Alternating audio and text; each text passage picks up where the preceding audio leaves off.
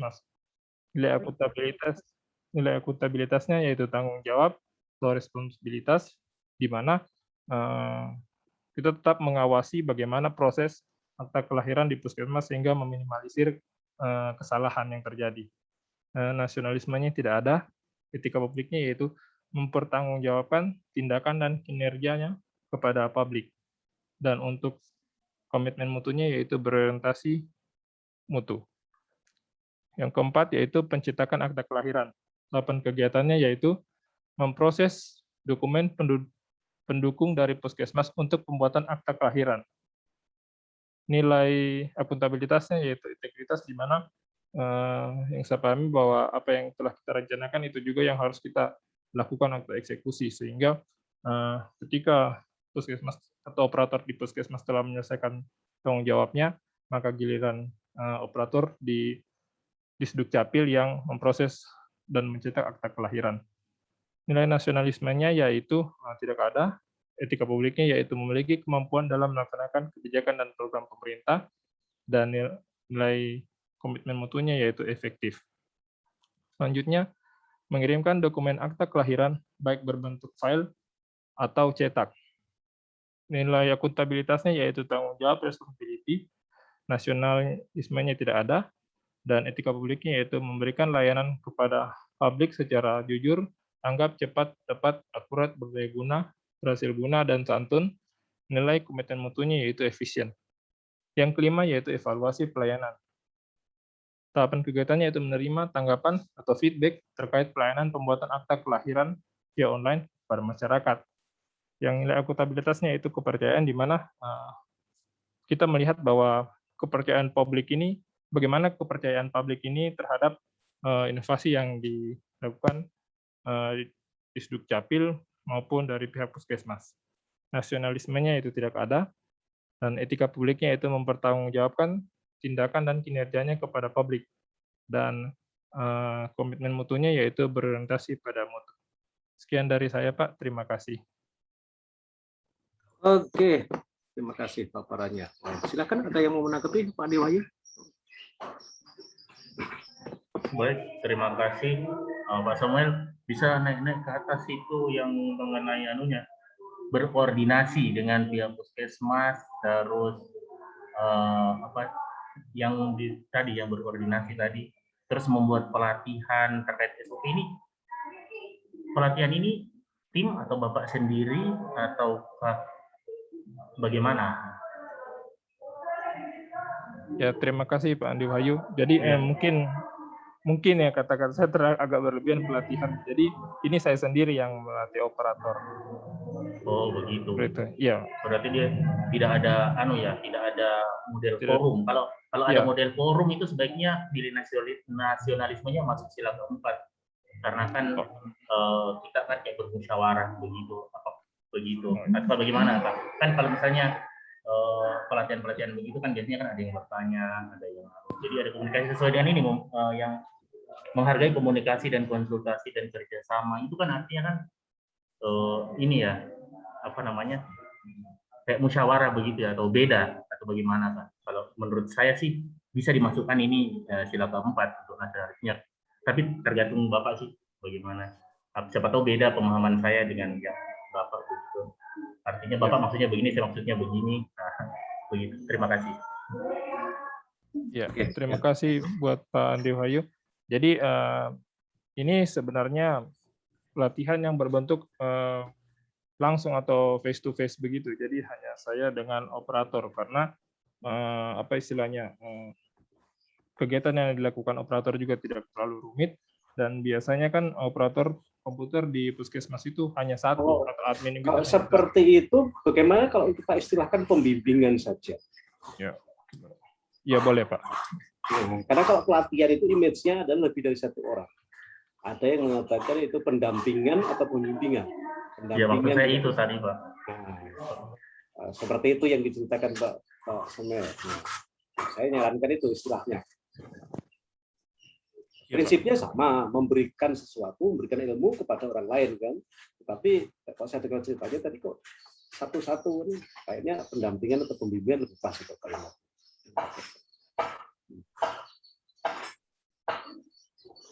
Oke, saya rasa itu ya. Ya Pak, nanti terima kasih kesimpulannya. Pak. Ya. Masih ada lagi Pak Andi Wahyu? Cukup? Oke, saya Cukup geser Pak, ke sudah jelas. Terima Oke, kasih. ya. Bu Santi, silakan. Iya, terima kasih Pak. Di sini pada poin 3 saya ingin bertanya, sama seperti Pak Andi Wahyu yang tentang membuat pelatihan, mungkin bisa ditambahkan untuk akuntabilitas itu tanggung jawab, karena kita kan yang melatih kan untuk yang operator puskesmas, sama komitmen mutu mungkin efektivitas, karena ini kan kinerja berarti harus ada hasilnya dari pemahaman tentang operator itu sendiri, begitu menurut saya. Sekedar saran. Ya, Makasih.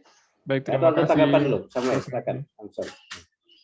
Iya Pak, kalau dari saya tidak ada tanggapan, ya mungkin saya bisa menambahkan terkait efektivitas dan akuntabilitas. Oke.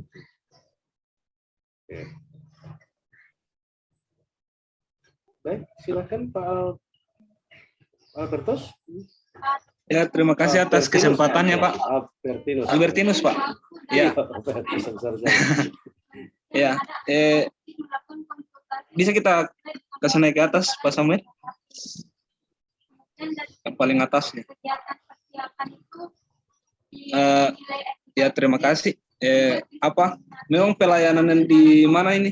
Di Dukcapil ini memang padat sekali, karena saya juga seorang morut dan saya tahu ini pelayanan di sini memang sibuk sekali. Yang saya mau tanyakan itu, ini kan yang kita mau angkat ini kan pembuatan pelayanan akta kelahiran secara online. Ini bagus sebenarnya, maksudnya karena dia ini memudahkan tuh nanti. Cuman maksud saya, apakah cuma akta kelahiran, akta kematian, KTP atau administrasi yang lain-lain bagaimana? Artinya kan sama saja kalau yang diangkat adalah tentang administrasi kependudukan. Iya itu Pak, karena menurut saya Pak, percuma dibikin ini akta kelahiran online, kalau yang lain-lain pengurusannya tetap kita datang ke Dukcapil. Kalau kita memang mau kasih mudah masyarakat Pak, maksudnya dan jangan cuma satu, maksudnya akta kematian dan KTP, KK. Jadi kita masyarakat yang dari jauh-jauh kasihan tetap harus datang ke Dukcapil, begitu Pak. Terima kasih, cuma saran saja itu Pak Samuel, terima kasih. Ya, perlu dijelaskan dulu Pak Samuel, arahnya kenapa tidak sekalian, kenapa hanya akta kelahiran saja? Kenapa? Apakah secara teknis beda Pak? Atau bagaimana? Perlu kita tahu juga latar belakangnya ini.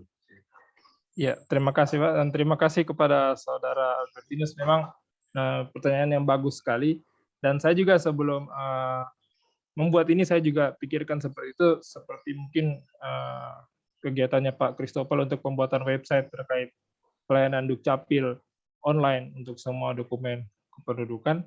Namun pertama kendalanya kalau untuk website itu selain kendala masalah jaringan dan biayanya juga cukup besar, terus masyarakat juga agak awam untuk seperti penguploadan dokumen di website seperti itu. Dan juga dasar saya kedua yaitu akte kelahiran ini sesuai dengan bagian anjab saya di kantor seperti itu. Dan yang jadi kita di bagian akta itu memang ya. Iya, kita. Akta kelahiran. Dan juga yang ketiga yaitu sebenarnya ini terutama terkait pandemi COVID, salah satu solusi untuk mencegah kerumunan. Kenapa? Karena kita berpartisipasi di puskesmas. Jadi ibaratnya kita membagi konsentrasi lah. Gitu. Jadi masyarakat ketika anaknya lahir, dia langsung berurusan di KTP. Karena ada juga masalah banyak orang tua yang mengurus akta kelahiran ketika anaknya nanti mau sekolah. Seperti itu. Nah, sementara ketika sudah terjadi terlambat, kalau saya tidak salah kurang lebih setahun, proses pembuatan akta kelahiran itu harus sesuai dengan persetujuan dari kepala instansi terkait atau kepala dinas Dukcapil. Jadi lebih lama lagi prosesnya seperti itu. Jadi kepala dinas itu harus mengetahui kenapa sampai terlambat seperti itu. Jadi itu menyulitkan masyarakat sendiri gitu. Jadi ibaratnya daripada nanti lupa misalnya atau bagaimana, jadi ketika anaknya lahir misalnya di puskesmas atau di rumah sakit, cuman kalau dalam kasus ini puskesmas, itu langsung Segera. mendapatkan fasilitas pelayanan dokumen kependudukan, sehingga pas anaknya lahir langsung jadi akta kelahiran seperti itu. Dan juga ini bisa dicetak sendiri jika memenuhi kertasnya memenuhi kualifikasi yaitu HVS 80 gram, itu bisa langsung dicetak baik di puskesmas bahkan di rumah sendiri pun bisa. Dan juga bisa kita cetakkan di Dukcapil sehingga masyarakat tidak lagi menunggu, jadi datang Dukcapil ada namanya langsung ambil seperti itu. Jadi seperti itu. Ini pelayanannya sudah mulai dari pendaftaran sampai ini sudah link dengan tempat dilahirkannya nanti ya, tempat kelahiran bayi itu ya. Iya Pak, karena ada surat keterangan lahir dari pusat Faskes kesehatan dari puskesmas maupun rumah sakit. Ini sebetulnya bukan hal baru, di tempat lain sudah ada, tetapi Anda mungkin dianggap baru karena di Morowali Utara belum ada. Nah, juga masuk inovasi itu sebetulnya seperti itu. Karena di tempatnya kelahiran anak-anak cucu-cucu saya itu sudah begitu. Bahkan dia tidak mengurus apa-apa. Cukup setor fotokopi KTP kedua orang tuanya, kakaknya, serahkan ke perawat yang mengurusi kelahiran itu. Pada saat keluar dari rumah sakit, tempat melahirkan, dia otomatis dengan membawa akta kelahirannya. Nah, itu contohnya. Jadi ini nanti, administrasi kependudukan kan banyak Pak Bertinus tadi. Kenapa kita hanya memilih ini? Maka ya itu tadi, pada saat kita membuat keputusan, dasarnya kan yang bisa selesai 1 bulan. Yang mungkin bisa dengan mudah itu aja alasannya nanti. Yang lainnya kan butuh waktu lama. Atau apa pertimbangannya? Jadi kita harus punya alasan. Dari kesekian, kan administrasi kependudukan itu kematian, kelahiran, mutasi, kematian. Gitu ya. Kelahiran berarti akta kelahirannya, kemudian dewasa dia KTP-nya, setelah KTP-nya termasuk mutasi, pindah alamat, itu masuk ya? Masuk administrasi kependudukan ya? Pak Samuel? Iya Pak, masuk. Cuman setelah tiap bagian berbeda. Oh, itu bagian yang berbeda ya. Anda kebetulan di bagian kelahiran. Kelahiran, Pak. Kalau itu sudah terjawab berarti. Nah, berarti nanti kenapa hanya memilih kependudukan? Karena paling dekat dengan tugas tanggung jawab kita. Kita nggak mungkin mengerjakan yang bukan tanggung jawab kita kan. Waktu di agenda 1 diajarkan begitu nggak? Waktu APKL. Ada nggak seperti itu? Waktu analisis isu, ada yang menjelaskan begitu? Pilihlah permasalahan yang paling dekat dengan tugas kita. Ada yang begitu? Pernah nggak dijelaskan oleh pengampu agenda 1? Iya Pak, begitu seperti itu. Ini nanti alasannya itu untuk menjawab Pak Albertinus tadi. Ya.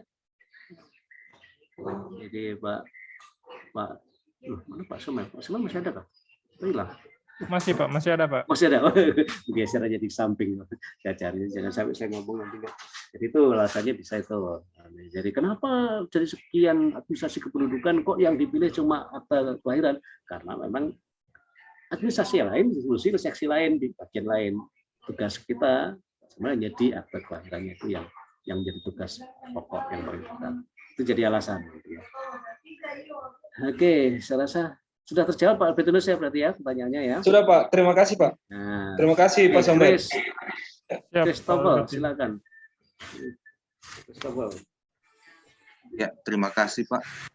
Pak Wayan, saya ingin bertanya Pak.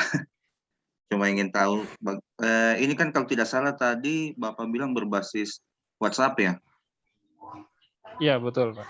Iya, jadi setahu saya kan, karena kebetulan juga saya ini mungkin istri saya sedang mengandung, jadi cukup menarik. Sekalian. Iya, jadi yang saya ingin tanyakan ini, tadi kan berbasis WhatsApp, berarti setiap data itu dikirimkan melalui WhatsApp ke kantor Bapak, kira-kira begitu kalau yang saya pahami, data-data kelahiran itu. Iya, betul. Nah, pertanyaannya, bagaimanakah efektivitas Bapak nanti ketika kan puskesmas atau ini baru bicara puskesmas, belum kan ada juga klinik misalnya yang berkaitan dengan yang bisa menerima orang melahirkan. Sebanyak puskesmas atau klinik nanti yang mengirim data itu, nah bagaimana bisa Bapak memprioritaskan siapa yang duluan, siapa yang terakhir, atau jangka waktu pelaksanaannya itu kita dapatkan hasilnya seberapa lama misalnya, kira-kira seperti itu. Kemudian data-data itu yang sudah dikirimkan pasti akan menjadi arsip. Kalau di WhatsApp kan pasti Bapak akan download kembali menjadi arsipnya Bapak. Nah, itu kira-kira ini yang saya cari tahu bagaimana teknisnya ke depan. Barangkali seperti yang Pak pengampu kita katakan tadi, kalau misalnya habis melahirkan langsung keluar data-datanya itu sangat baik sekali, berarti kan mengurangi mobilitas kita untuk ke Dukcapil. Tapi kalau dengan basis WhatsApp, sepertinya belum bisa Dapat seperti file. itu, karena data-datanya kan masih secara manual juga terkirim ke sana, belum terintegrasi. Ya, seperti itu pertanyaan saya, Pak. Terima kasih. Baik, terima kasih Pak Christopher. Pertanyaannya bagus sekali. Jadi sebenarnya juga dalam kasus Disdukcapil yang menggunakan atau berbasis web pelayanannya, yang saya temui atau yang saya pernah tanya di beberapa daerah, itu konsepnya hampir sama, cuma bedanya, jadi konsepnya hampir sama, jadi masyarakat mengupload di web, terus operator download lagi, persyaratannya di print dan diproses dengan sistem informasi kependudukan. Jadi tidak terintegrasi langsung dengan sistem informasi administrasi kependudukan atau menggunakan apa istilahnya API di web, begitu tidak. Jadi konsepnya hampir seperti sama. Cuman kenapa menggunakan WhatsApp web? Jadi sebenarnya judul aktualisasi ini pernah diangkat senior saya pada saat itu. Cuman sekarang efektivitasnya agak kurang karena itu lagi keterbatasan pengetahuan masyarakat soal mengupload dokumen. Nah, kenapa menggunakan WhatsApp? Karena itu familiar. Jadi semua orang sekarang kan menggunakan WhatsApp begitu. Nah, judul ini juga solusi ini juga saya sudah konsultasikan dengan mentor. Jadi nanti tiap-tiap puskesmas itu kita buatkan grup yang di dalamnya ada kepala seksi kelahiran dan operator, karena tiga pihak-pihak terkait ini yang harus terlibat dalam pembuatan akta kelahiran. Secara manual pun seperti itu. Tiga pihak ini yang terikat dalam pembuatan akta kelahiran. Jadi untuk skala prioritasnya, jadi kan ada grup. Nanti dokumennya operator dibuatkan file RAR untuk semua dokumen untuk satu orang anak, seperti itu. Jadi ketika di-download, diekstrak, dokumennya itu di-print dan diproses di sistem informasi administrasi kependudukan, dan keluar bentuk output-nya itu file PDF, seperti itu. Nah, itu lagi, apakah puskesmas mungkin menyediakan kertas atau apa, itu bisa dicetak langsung di puskesmas. Dan kalaupun mau file PDF-nya, kita bisa kirim via WhatsApp. Seperti itu mekanisme kerjanya, Pak Christopher. Ya, ini bagus nih. Ini inovasi baru ini, saya rasa kalau kaitannya dengan pelayanannya. Jadi nanti bukan produknya yang jadi inovasinya, karena produknya sudah biasa lah. Produknya kan tetap juga kertas, surat keterangan akta tadi kan kertas punya. Produknya tetap. Yang mekanisme mendapatkannya itu yang berbeda dari sebelumnya. Sebelumnya harus mengurusi, sekarang tidak. Nah, ini yang perlu dipikirkan nanti kaitannya dengan berapa orang yang bisa dilayani, karena butuh tadi perangkat tambahan berupa WhatsApp. Tapi jangan tinggalkan yang manual juga, karena nanti masyarakat kita juga mungkin tidak semuanya bisa mengakses dengan seperti itu. Nah, untuk pekerjaan, target pekerjaannya, saya rasa kalau 1 bulan waktunya, nanti Pak Samuel bisa ambil yang termudah dulu, berapa yang mana, supaya bisa jadi pilot proyek. Nggak usah semua puskesmas dulu, karena 1 bulan waktunya. Jadi 1 bulan, nanti ambil 1 puskesmas atau 1 klinik yang termudah dulu, kemudian tindak lanjutnya nanti baru dikembangkan. Saya begitu. Pak Christopher nanti silahkan doakan juga mudah-mudahan ini selesai anunya kegiatannya supaya pas istrinya melahirkan sudah berlaku ini aturan yang mudah ini. Nah, apalagi yang mengurusi ternyata teman sejawat, teman seangkatan. Nah, tinggal WA saja, cepat ini selesaikan aktenya anakku. Nah, ini perlunya jejaring kerja di sini. Itu serasa. Oke, saya minta tanggapan, tolong lepas dari kegiatan tapi ke keterkaitan substansi mata pelatihan. Atau jangan-jangan sudah semakin paham, semakin nggak mengurus ke sana, jadi minta yang lebih kita ke kegiatan. Silakan Bu Nita. Ya. Iya Pak, terima kasih untuk Bapak Samuel. Coba di scroll ke bawah Pak.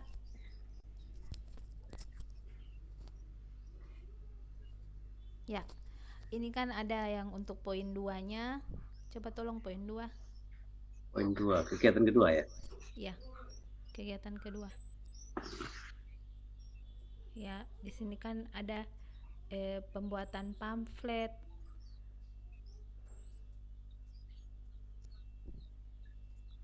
Mencetak pamflet ya.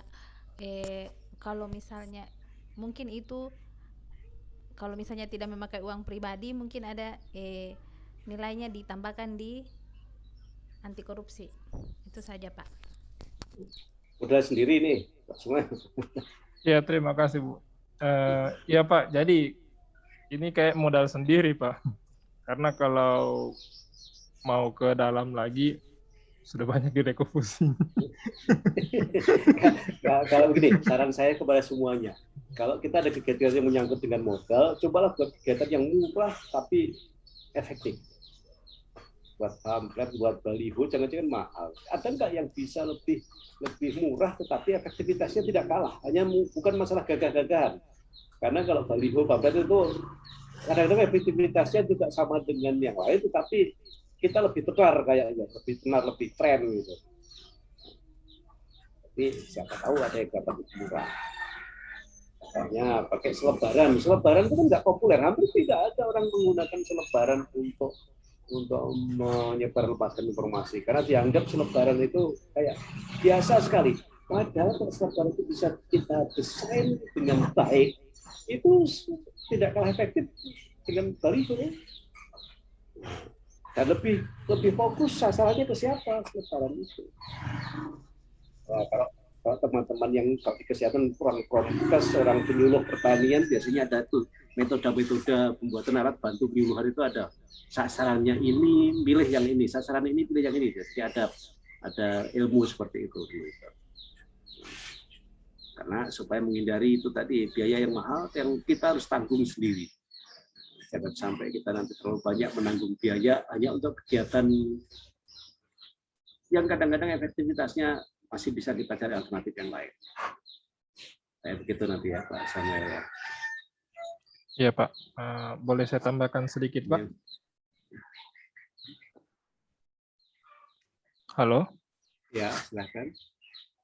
Iya Pak, terkait juga untuk pembuatan pamflet Ya. ini selain pamflet juga kebetulan ada teman CPNS sesama Dukcapil juga untuk aktualisasi rencananya itu membuat akun ofisial Dukcapil Morowali Utara. Jadi mungkin bisa melalui akun ofisial itu untuk penyiaran informasinya seperti itu Pak. Oke. Untuk menyebar luasannya. Nah, itu contohnya, manfaatkan itu. Pun saya tinggal menginsert ke sana. Murah meriah kan? Iya Pak. Dan Kominfo juga mungkin. Kominfo bisa bantu juga Pak. Ya betul. Kominfo itu kan tempatnya penyebaran informasi daerah.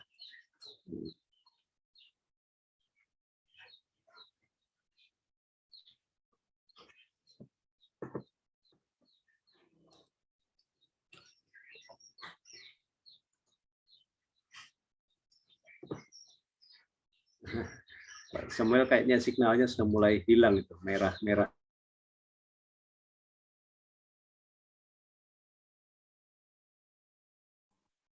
Masih Pak, masih tersambung.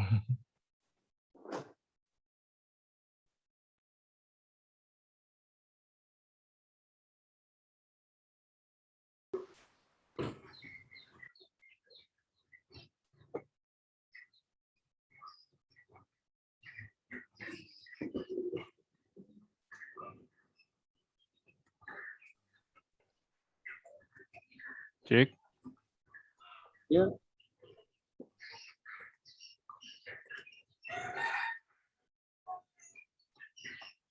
Loh, hilang semua ya kita ini.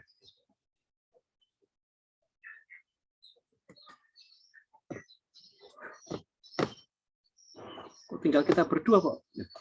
Tunggu, yang lainnya kemana yang lainnya? Masih ada, Pak. Oh. Hadir, Masih Pak. ada Pak, masih ada. Hadir Pak. Ya ada, Pak. Hadir, Pak. Hadir. Ada betul. Saya nggak bisa. Oh, ada saya jangan-jangan yang terlempar tadi. Saya yang keluar kah tadi? Tadi saya sempat hilang nggak? Sepertinya begitu, Pak, sempat hilang. Tapi kenapa saya cuma Pak Wayan yang muncul yang di muka saya, tapi tahu-tahu saya panggil yang lain muncul lagi.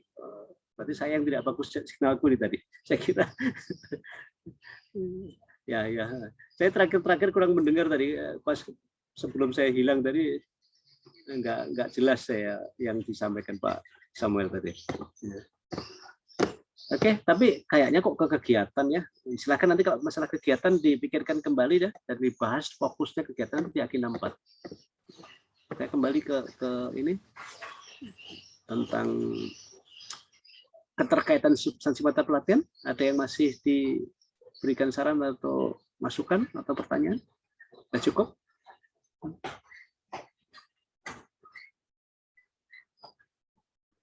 Nah, kalau sudah cukup, berarti saya rasa sudah cukup untuk sesinya Pak Samuel, Wayan Samuel ini ya. Baik, Pak. Terima kasih, Pak. Terima kasih rekan-rekan. Baik. Selanjutnya, oke, ada pertanyaan lagi kira-kira tentang secara umum karena sudah mudah-mudahan semakin paham semua ini. Masih ada yang mau presentasi lagi? Kalau mau presentasi, saya persilakan Ibu Gisela yang presentasi. Tapi kalau ada pertanyaan yang sifatnya umum lagi, yang karena sudah paham dengan keterkaitan ini, silakan boleh. Nah. Masih perlu presentasi, silakan ya. Nah, tapi biasanya gitu kalau nggak presentasinya nggak dapat masukan soalnya. Nah. Silakan Bu Gisela, sudah muncul. Ya, silakan. Masuk. Terima kasih atas kesempatan yang diberikan. Saat ini saya akan menjelaskan tentang keterkaitan nilai dasar ASN dengan tahapan kegiatan yang ada di Dinas Pekerjaan Umum, Penataan Ruang Perumahan dan Kawasan Pemukiman Daerah, dengan isu yang diangkat yaitu belum optimalnya pendataan, pengarsipan, dan penginputan rumah tidak layak huni atau RTLH, terus pemecah isu yaitu mengoptimalkan pendataan, pengarsipan, dan penginputan rumah tidak layak huni dengan memanfaatkan aplikasi web Google Form. Kegiatan pertama yaitu mempelajari dan mendalami aplikasi sistem kerja Google Form, yaitu pastinya menggunakan perangkat, yaitu tahapan kegiatannya menyiapkan perangkat keras, laptop, dan menyambungkan laptop dengan jaringan internet. Di sini ada keterkaitan dengan nilai dasar PNS, nilai akuntabilitas, di mana konsistensi mempersiapkan laptop dan menggunakan jaringan internet dengan konsisten untuk mempelajari aplikasi sistem Google Form. Terus komitmen mutunya, nilai efisiensi, di mana menyiapkan perangkat dan menggunakan laptop dengan tidak mengulur-ngulur waktu. Kemudian tahapan kedua yaitu membrowsing dan mempelajari sistem Google Form, di mana nilai akuntabilitasnya yang pertama ada kejelasan, di mana jelas target atau tujuan untuk membrowsing dan mempelajari sistem Google Form. Yang kedua konsistensi, yaitu konsisten dalam mempelajari sistem Google Form dengan baik. Kemudian di komitmen mutunya di mana efisiensi juga membrowsing informasi dengan cermat dan tepat tentang Google Form sehingga tidak terjadi pemborosan waktu. Kemudian ada kegiatan yang kedua yaitu membuat lembaran kuesioner RTLH dengan Google Form untuk pendataan RTLH. Nah, yang tadi ini untuk tahapan kegiatannya yang pertama itu ada menyiapkan perangkat keras laptop, juga menyambungkan ke internet dengan nilai akuntabilitas. Yang pertama kejelasan, jelas target tujuan menyalakan laptop dan menyambungkan jaringan internet untuk membuat lembaran kuesioner ini. Terus kemudian konsistensi yaitu dengan membuat lembar kuesioner RTLH dengan konsisten. Juga efisiensi sama, di mana tidak mengulur-ngulur waktu yang ada. Kemudian yang kedua, tahapannya itu membuat akun Google untuk akun perumahan, di mana jelas target tujuan untuk membuat akun Google bidang perumahan. Kemudian nilai yang kedua ada tanggung jawab, di mana pembuatan akun Google Form dapat dipertanggungjawabkan dengan benar penggunaannya. Nah, untuk nilai komitmen mutu di mana sama juga efisiensi, di mana membuat akun Google Form ini membuat akun Google untuk Google Form dengan cepat dan tepat sehingga tidak terjadi pemborosan waktu dalam pembuatan akun. Kemudian tadi ada juga di bagian nilai akuntabilitas itu ada kepercayaan, di mana menjaga akun bidang perumahan agar tidak disalahgunakan. Kemudian yang bagian tahapan ketiga, membuat lembaran kuesioner pendataan RTLH dengan sistem Google Form, di mana nilai akuntabilitasnya itu kejelasan untuk membuat lembar kuesioner dengan sistem Google Form ini. Kemudian tanggung jawabnya juga pembuatan kuesioner RTLH dengan sistem Google Form dapat dipertanggungjawabkan dengan benar penggunaannya. Nah, komitmen mutu, nilai komitmen mutu, di mana yang pertama, mutu itu untuk menghasilkan konsep lembaran kuesioner pendataan yang berorientasi mutu. Kemudian efisiensi. Sama juga di dalam membuat lembaran kuesioner RTLH ini dengan cermat dan tepat dengan Google Form sehingga tidak terjadi pemborosan waktu. Kemudian inovasi, di mana lembaran kuesioner RTLH yang dibuat menggunakan Google Form menjadi inovasi untuk mempermudah pendataan, pengarsipan, sekaligus penginputan RTLH. Kemudian tahap keempat yaitu menyimpan link lembar kuesioner RTLH yang telah dibuat untuk dipakai saat pendataan di laptop ataupun di handphone nanti. Nah, nilai akuntabilitasnya itu kejelasan, di mana jelas juga target tujuan menyimpan link, kemudian konsistensi menyimpan link RTLH ini dengan baik, menyimpan link kuesioner RTLH ini dengan baik. Kemudian tanggung jawab, di mana penyimpanan link untuk pendataan kuesioner RTLH ini dapat dipertanggungjawabkan dengan benar penyimpanannya. Kemudian ada kegiatan yang ketiga yaitu konsultasi bersama mentor tentang penggunaan Google Form pada pendataan, pengarsipan, dan penginputan RTLH.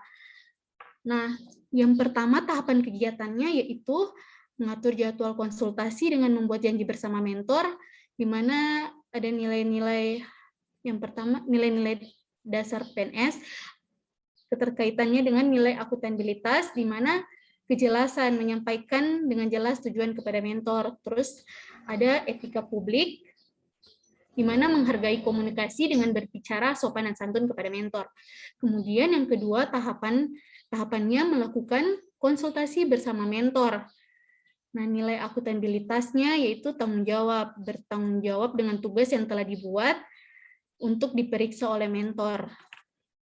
Terus kejelasan di mana jelas target tujuan konsultasi bersama mentor. Kemudian untuk nilai nasionalisme ada di sila keempat, nilai pemusyawaratan, di mana musyawarah dan mufakat ketika mengambil keputusan bersama mentor. Kemudian etika publik yaitu menghargai komunikasi, konsultasi, dan kerjasama, menghargai mentor sebagai orang yang berpengalaman, khususnya dalam bidang pendataan RTLH ini. Nah, kemudian tahapan ketiga yaitu memperbaiki tugas sesuai arahan mentor dengan jelas nilai akuntabilitasnya, kejelasan yaitu dengan jelas target dalam memperbaiki tugas sesuai arahan. Dan kemudian di komitmen mutu, di mana nilainya itu berorientasi mutu, jadi menghasilkan konsep yang berorientasi mutu. Kemudian kegiatan yang keempat yaitu melakukan uji coba pendataan, pengarsipan, dan penginputan RTLH dengan menggunakan sistem Google Form. Pastinya menyiapkan perangkat keras, tahapan pertama menyiapkan perangkat keras dan menyambungkan laptop atau HP dengan jaringan internet. di mana ada nilai akutabilitas, kejelasannya yaitu jelas target tujuan, yaitu untuk mendata menggunakan lembaran kuesioner ini yang telah dibuat dengan sistem Google Form. Kemudian yang kedua, tahapan kedua yaitu melakukan pendataan RTLH di satu desa dengan menggunakan sistem Google Form, di mana ada nilai akutabilitas, keadilan. Yang pertama ada keadilan, di mana melakukan pendataan RTLH ini secara adil kepada masyarakat yang berpenghasilan rendah. Kemudian kejelasan. Jadi ada jelas target tujuan melakukan pendataan RTLH ini pada masyarakat yang berpenghasilan rendah dengan sistem Google Form. Kemudian yang ketiga yaitu ada tanggung jawab, di mana bertanggung jawab dalam melakukan pendataan RTLH dengan Google Form. Kemudian ada nilai nasionalisme, di mana nilai kemanusiaan, membantu masyarakat dengan mendata rumah mereka yang tidak layak huni. Kemudian nilai etika publik, di mana memberikan layanan kepada masyarakat melalui pendataan RTLH dengan jujur, akurat, dan santun. Kemudian berkomunikasi dan berbicara dengan sopan dan santun kepada masyarakat. Kemudian untuk nilai komitmen mutu, di mana efektif, yaitu memberikan pelayanan yang baik kepada masyarakat. Dan juga dinilai anti korupsi, yaitu kejujuran, di mana pendataan dilakukan dengan jujur. Kemudian tahapan ketiga yaitu mengecek semua data yang telah didata saat pendataan di aplikasi web Google Form, di mana pertama nilai akutabilitas, ada tanggung jawab, bertanggung jawab dalam pengecekan data. Terus ada kejelasan, di mana jelas target tujuan melakukan pengecekan data dengan Google Form ini. Terus jujur, ada nilai di anti korupsi, di mana jujur, pengecekan data dilakukan dengan jujur. Kemudian yang keempat, tahapan keempat yaitu mengintegrasikan hasil pendataan di aplikasi Google Form dengan Microsoft Excel. Jadi ada nilai di mana juga jelas target untuk mengintegrasi form ini ada nilai tanggung jawab, di mana bertanggung jawab dalam mengintegrasikan data dari Google Form, dan nilai komitmen mutu. Yang pertama efisiensi, di mana mengintegrasikan data RTLH dengan cermat dan tepat antara Google Form dan Microsoft Excel sehingga tidak terjadi pemborosan waktu. Kemudian mutu, mengintegrasikan data dengan baik sehingga hasil berorientasi mutu. Kemudian tahapan kelima yaitu menyiapkan file Microsoft Excel yang telah dikonvert dari sistem Google Form dan disimpan di perangkat atau laptop. Nilai akutabilitas, yang pertama kejelasan, di mana jelas target tujuan untuk menyimpan file Microsoft Excel yang telah dikonvert. Terus bertanggung jawab dalam penyimpanan data dari Google Form ke Microsoft Excel dengan benar. Kemudian kepercayaan, menjaga setiap data privasi dari masyarakat. Terus ada nilai anti korupsi, nilai komitmen mutu, di mana menyimpan data-data dengan baik sehingga optimal dan berorientasi mutu. Kemudian yang keenam, menginput data RTLH dari Microsoft Excel ke aplikasi web iRTLH, di mana ada nilai komitmen mutu, di mana menginput data dengan baik sehingga optimal dan hasil berorientasi mutu. Juga ada nilai anti korupsi, di mana jujur, penginputan data dilakukan dengan jujur dan tidak ada yang dikurangi. Maksudnya tidak ada yang dikurangi, namanya dihilangkan atau nama-nama yang telah didata dihilangkan atau sebagainya. Kemudian adil, di mana adil. Demikian dari saya, sekian dan terima kasih. Terima kasih. Wah, sudah langsung, silakan Pak Andi Wayu. Baik, terima kasih. Untuk Ibu Tia ini di poin 1 coba lihat. Oh, oke.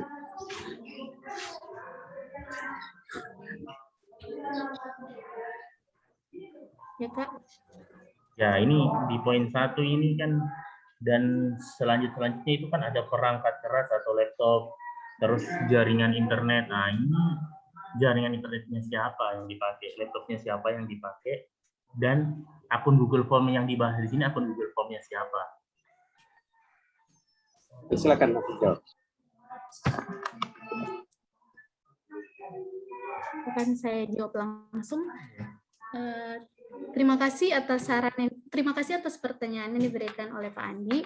Nah, di sini laptop yang saya gunakan juga internet yang saya gunakan yaitu laptop saya, juga internet dari saya.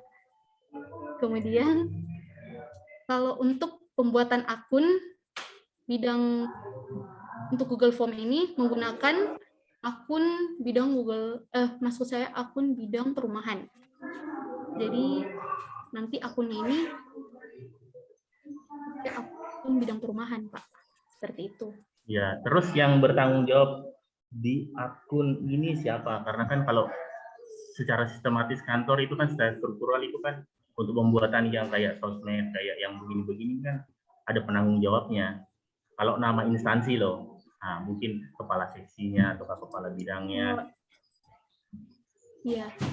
Terus untuk yang Google Form ini sebelumnya sudah ada belum yang menerapkan seperti ini? Jadi begini. Bagaimana? Yang itu mau dulu, yang pertama tadi itu, yang siapa yang penanggung jawabnya? Yang untuk akun, namanya akun itu kan, apalagi akun kantor itu kan harus ada yang bertanggung jawab di situ, baik secara jabatan struktural maupun fungsional di situ. Oke, silakan. Oke, kalau terima kasih atas pertanyaannya. Jadi di bidang kami itu kalau ada operator-operator. Jadi biasanya operator yang kayak saya dikasih pegang sistem. Jadi atau IRTLH, saya juga menginput IRTLH. Jadi itu yang kelola operator. Nah, karena di sini saya mengangkat isu saya di pendataan, pengarsipan, dan penginputan, khusus di IRTLH ini, jadi saya yang akan membantu mengelola akun ini, karena ini inovasi juga dari saya. Dan untuk pendataan dengan Google Form ini pertama kali digunakan. Jadi inovasi baru saya untuk mempermudah teman-teman pendata dan pendataan ini untuk di-input ke IRTLH, aplikasi web IRTLH namanya. Jadi ini merupakan inovasi baru dari saya untuk mempermudah pendataan, pengarsipan, juga penginputan. Gitu, Pak. Oh ya, jadi kalau menurut saya sih, kalau ada yang bahasa-bahasa Google Form begitu, itu kan hal yang baru, mungkin untuk komitmen mutunya bisa ditambah di situ inovasi, menurut saya. Tapi kalau menurut Ibu mungkin enggak, ya enggak apa-apa. Terus coba yang poin 4 itu ada dibilang katanya mengisi. Ya itu yang isi Google Form siapa? Ibu ataukah masyarakat awam yang tidak data itu yang isi Google Form? Karena kan kalau misalnya siapa yang mengisi? Yang mengisi. Ya, ini. Itu melakukan pendataan RTLH ya. Iya, itu poin 4 itu melakukan pendataan RTLH di satu desa dengan menggunakan Google Form. Melakukan pendataan RTLH secara adil kepada masyarakat yang berpenghasilan rendah. Nah, ini siapa? Ibu ataukah tim ataukah orangnya sendiri ataukah PNS? Masyarakat atau orang di kantor kita? Oh iya. Baik, Pak.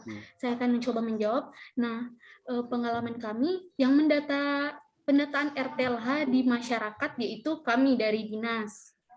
Jadi kami ada tim pendataan, ya. Seperti itu. Yang akan melakukan pendataan ke desa-desa mengenai rumah tidak layak huni ini. Seperti itu, Pak. Mungkin bisa dinilai anunya, kalau begitu mungkin dinilai anunya bisa ditambah sila keempat. atau sudah adakah di situ yang karena nilai tim kemanusiaan tadi? sih Pak. Oh, nilai kemanusiaan. Oh, tidak ada nilai ya, kayak gotong royong begitu, apakah begitu kan pekerjaan ini? Ya, kita Ya. akan berhubungan dengan orang yang menurut kita tidak Karena kan layak tim. maka tim itu, tapi biarpun tim kan individu, artinya pihak kita akan berhubungan dengan masyarakat itu. Jadi yang paling tepat dari 5 sila itu, kalau Ibu Gisela mengatakan kemanusiaan yang paling tepat ya. Oh, begitu. Kalau musyawarah mufakat, kalau keempat itu ada kesepakatan. Nah, itu bedanya. Kalau yang sila keempat itu kesepakatan seperti konsultasi. Konsultasi itu dia menyarankan, kita bisa menerima, bisa menolak, kemudian disepakati bersama. Itu sila keempat. Ya. Tapi kalau di sini kita manusiakan itu menghargai martabat dia, itu kemanusiaan. Bedanya di situ ya nanti ya. Kalau di contohnya musyawarah, rapat itu berhubungan dengan orang, kaitannya dengan untuk membangun tata kelola kenegaraan kita, bisa sila keempat. Musyawarah ya. Oh ya. Terus baik Pak, terus untuk yang nomor 4 ini melakukan uji coba pendataan pengarsipan. Nah, ini komputer laptop pribadi juga yang dipakai. Secara kan tim ini, artinya kan tidak mungkin satu laptop dipakai input rame-rame. Atau bagaimana? Oh iya baik. Kalau untuk inputan maksudnya Pak? Iya, untuk penginput ini kan yang terkait poin 4 ini kan melakukan pendataan itu kan artinya kan ada itu penginputan ya. Apa tadi ada kalau saya lihat itu penginputan tadi itu fasilitas kantor Pak atau fasilitas pribadi kah atau bagaimana? Selama ini kita melakukan penginputan menggunakan fasilitas pribadi sih Pak. Jadi menggunakan laptop saya dan dibantu oleh teman-teman yang lain. Oke, baik. Sudah, terima kasih itu saja dari saya. Terima kasih Pak. Baik, terima kasih Wayo. Silakan Pak Albertinus. Ya, terima kasih atas kesempatan yang diberikan. Saya cuma tambahan saja. Ini kan judulnya teman Tea ini optimalisasi pendataan RTLH. Jadi kalau optimalisasi itu kalau menurut saya ada prinsip kemudahan yang kita tanamkan di situ. Maksudnya yang kita inginkan dari inovasi itu ada prinsip kemudahan. Dan jadi maksudnya di poin nomor 4 ini kan yang poin nomor 2-nya ini yang tahap kegiatan 2 itu kan melakukan pendataan RTLH di suatu desa dengan menggunakan sistem Google Form. Maksudnya apa bedanya kita turun langsung di desa kita pakai Google Form dengan kita turun di desa kita pakai kertas biasa. Maksudnya begini, saya punya solusinya dan apakah tidak bisa kerjasama dengan pemerintah desa sehingga nanti pemerintah desa yang kerjakan dan sebagian pekerjaan dari sama kita gitu. Jadi ada prinsip kemudahan, kita tidak turun lagi di desa untuk survei, jadi kita sisa kasih saja formulirnya begitu sama orang begitu. Terima kasih. Mungkin nggak seperti itu. Terima kasih Pak Albertinus. Untuk yang tadi kan ditanya kalau pendataan yang kami lakukan ini apakah sama dengan saat penggunaan dengan lembar biasa, begitu kan? Jadi begini,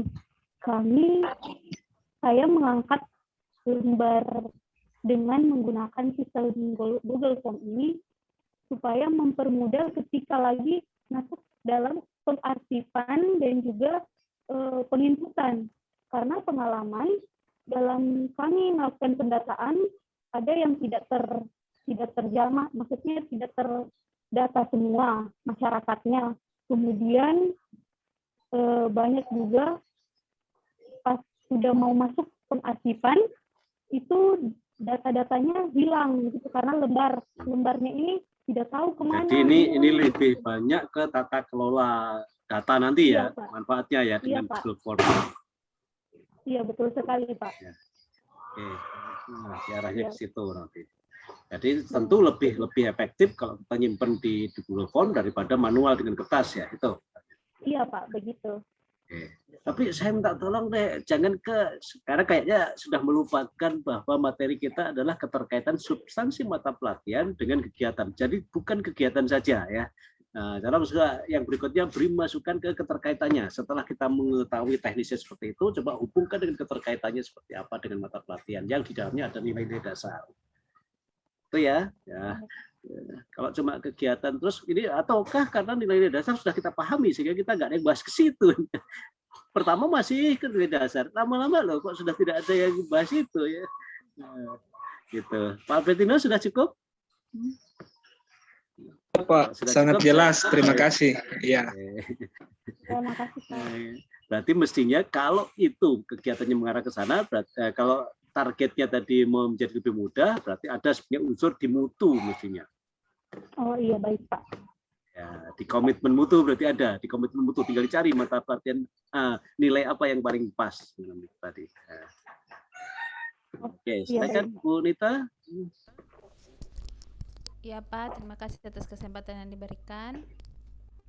Untuk adik Gisela, di sini saya lihat hanya untuk kasih masukannya. Di sini saya lihat ada untuk setiap kegiatannya ada dia dari tahapan kegiatan nomor 1-nya itu selalu ditulis menyiapkan perangkat keras dan menyambungkan laptop atau HP dengan jaringan internet.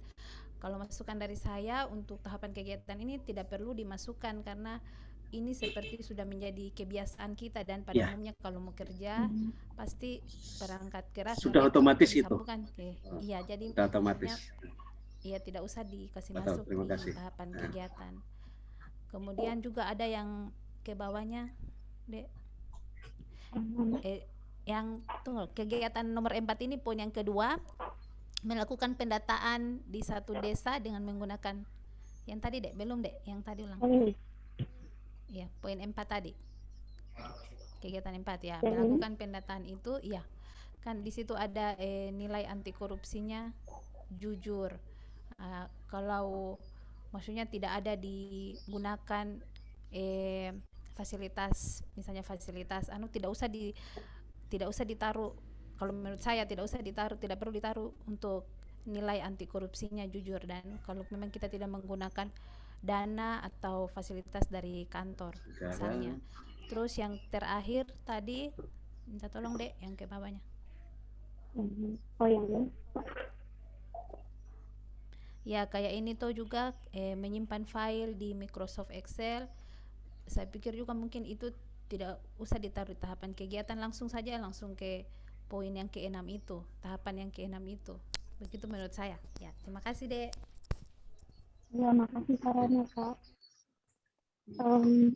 Untuk yang tadi, yang bagian anti korupsi yang di pendataan RTLH ini, kenapa saya kasih masuk nilai anti korupsi jujur?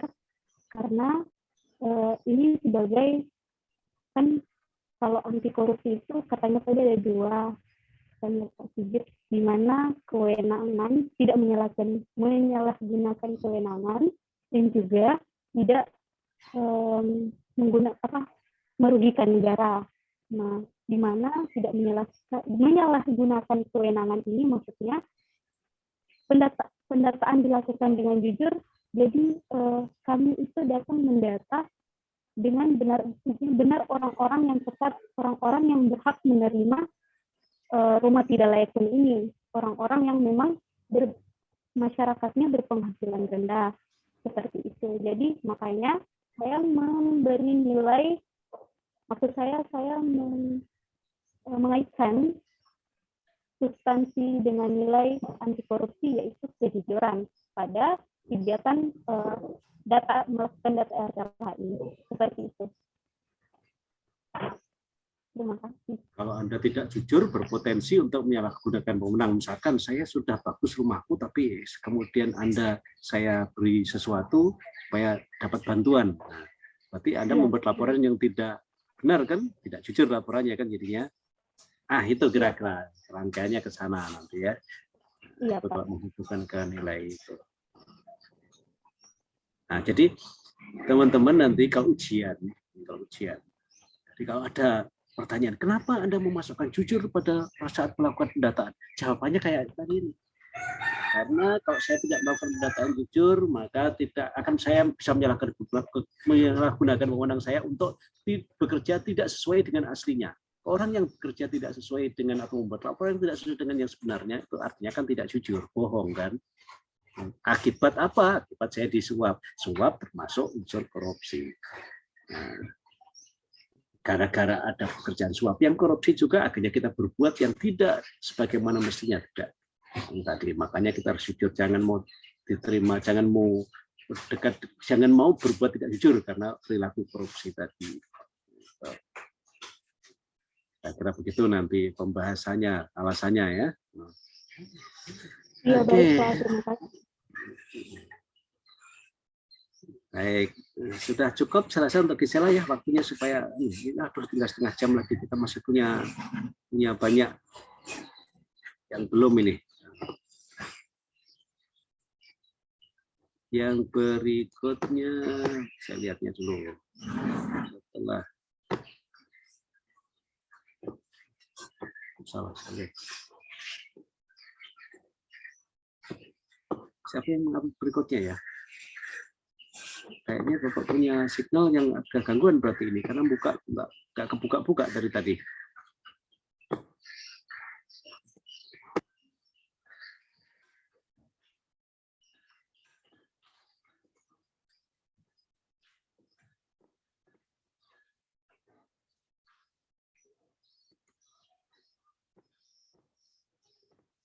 Masih ada berapa lagi yang belum? 3? 2 atau 3? Masih ada 3, Pak. 3. Silakan, saya tawarkan. Saya nggak bisa buka urutan di Kolabjar. Signal saya berarti ada drop ini. Silakan yang siap. Saya Pak. Siapa? Sunita belum? Belum. Terlambat. Silakan Pak begitu. Bu Sunita, habis itu Bu Siti, habis itu yang terakhir siapa? Ya, urutan. Bu Sunita dulu, Bu Siti, baru yang terakhir siapa? Ya.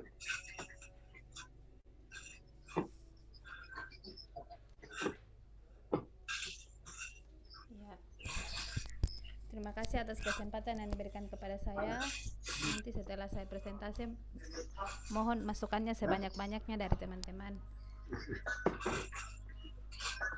Isunya penumpukan hasil panen raya di 2 kecamatan di Kabupaten Morowali Utara yang menyebabkan kerugian petani.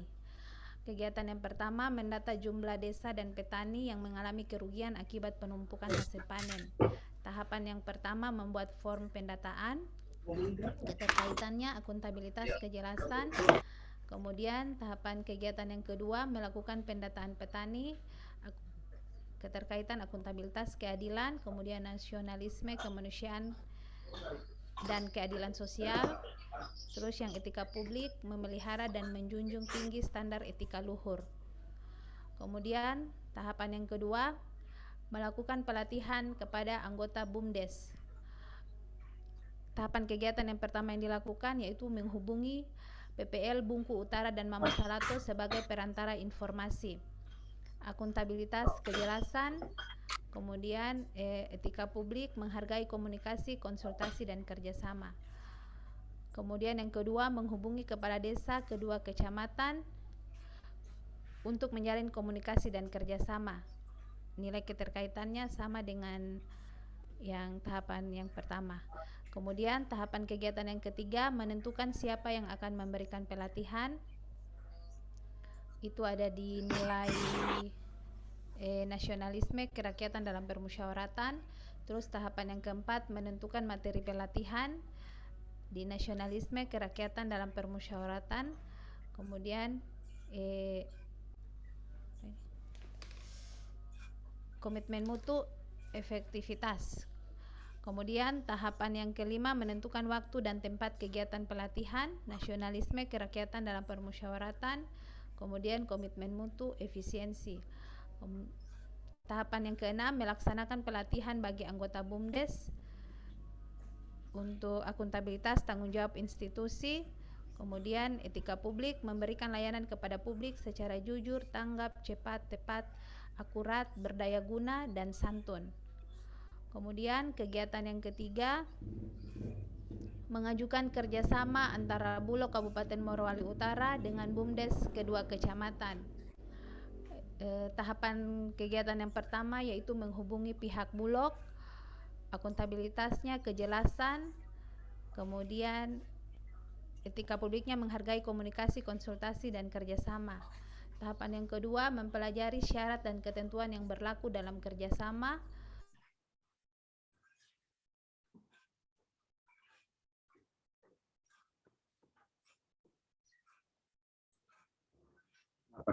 Tutup.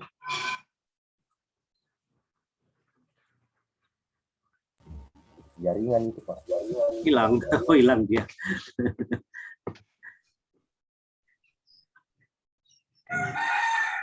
Muncul lagi dia. Muncul lagi dia.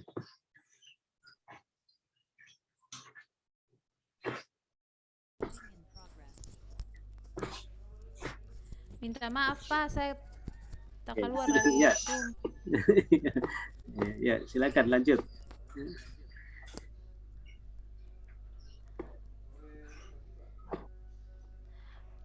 Ya, kemudian tahapan kegiatan yang kedua mempelajari syarat ketentuan yang berlaku dalam kerjasama.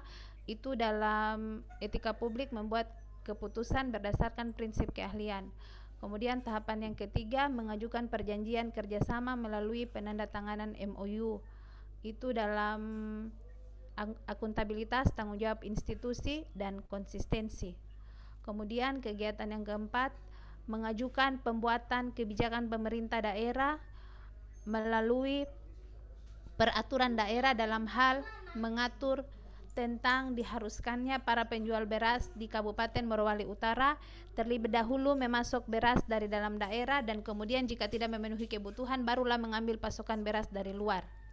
Tahapan yang pertama, menemui Kepala Dinas Pertanian dan Pangan Daerah dan membicarakan perihal pengajuan pembuatan kebijakan pemerintah daerah.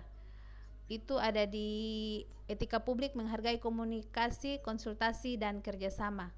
Tahapan yang kedua, mengikuti aturan yang berlaku terkait pengajuan pembuatan kebijakan pemerintah daerah Kabupaten Morowali Utara. Akuntabilitas, integritas, kemudian etika publik memiliki kemampuan dalam melaksanakan kebijakan dan program pemerintah. Dan kegiatan yang kelima, mencari alternatif pasar dengan menciptakan pasar beras di Kolonodale dan sekitarnya yang dapat membeli beras dari 2 kecamatan. Tahapan yang pertama, menghimbau para penjual beras untuk tidak mengambil beras dari luar Kabupaten Morut. Akuntabilitasnya kejelasan, kemudian etika publiknya menghargai komunikasi, konsultasi, dan kerjasama. Kemudian tahapan yang kedua, mempertegas himbauan dengan diberlakukannya peraturan daerah yang berlaku. Akuntabilitasnya kejelasan, etika publiknya menghargai komunikasi, konsultasi, dan kerjasama, serta komitmen mutunya efektivitas. Terima kasih, demikian Pak. Oke, baik, silakan. Ada masukan saran dari teman-teman? Ya. Mira dulu. Mira, silakan.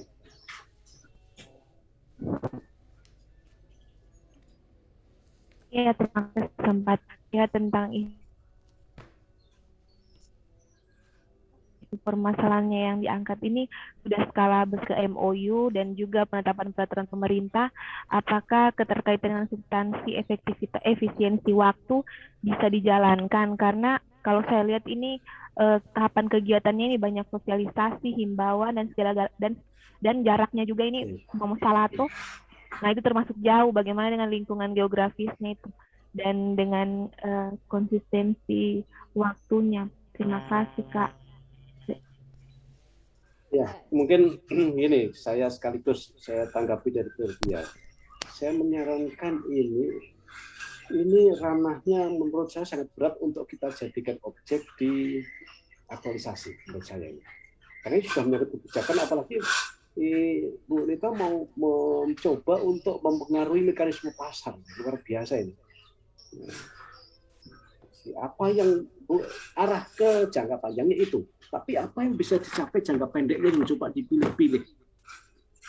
Yang kira-kira langkah dalam jangka pendeknya itu, kalau jangka panjangnya mempengaruhi itu tadi, mengatasi penumpukan beras pada saat panen raya. Tapi jangan Anda langsung menuju ke mekanisme pasar yang akan dipengaruhi, menghimbau pedagang untuk mengambil masuk dari yang lokal.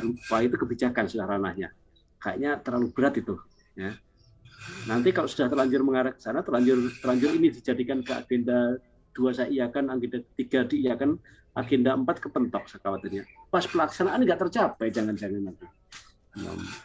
Niatnya bagus, tapi pilihlah yang paling dekat dengan tugas Anda yang bisa untuk berkontribusi pada mengatasi penumpukan hasil panen. Kalau saya lihat tadi di bawah-bawah tadi ada yang Anda harus membuat himbauan supaya, nah itu mekanisme pasar mempengaruhi. Kepala dinas saja saya belum yakin dia bisa mempengaruhi mekanisme pasar.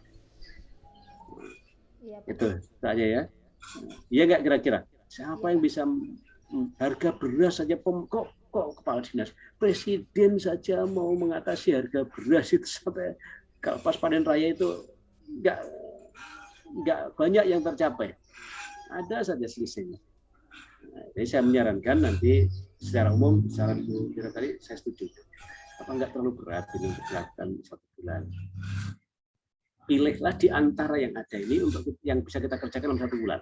Di antara ini, jadi kita persempit lagi. Saya seperti itu di kegiatannya. Nah, silakan dipertimbangkan nanti. Nah.